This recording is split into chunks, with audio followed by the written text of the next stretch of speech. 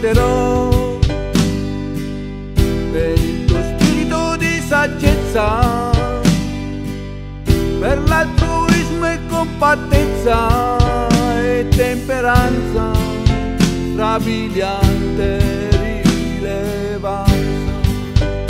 Ti ricorderò per la tua elevatezza,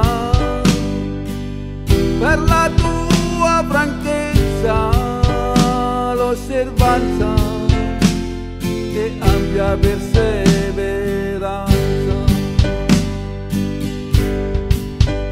Ti ricorderò per l'amore e la lettura,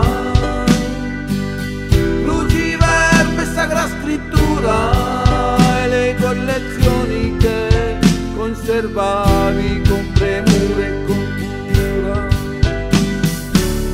Rammento lo sguardo dei tuoi occhi azzurri che piacevano a molti.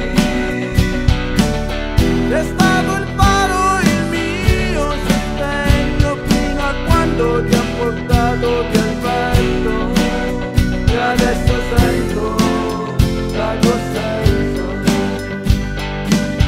come vorrei la tua presenza.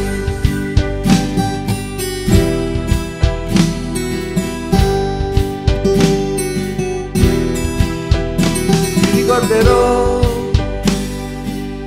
per il goderti delle mie azioni, delle accese discussioni, le notti insonni per me, quante veglie, quante apprensioni. Molti sono i segni incisi sul tuo volto per aver sofferto nella vita troppo, guerra, avversità e carestia erano impresse in te, mai andati via.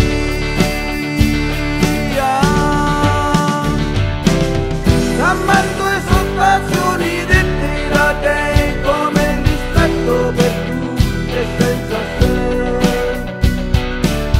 È un esempio di civiltà qualunque sia la realtà. Rammento esortazioni dette da te, ne faccio tesoro dentro di me. Sei stato il faro, il mio sostegno fino a quando ti ha portato via il vento, e adesso sento la tua assenza.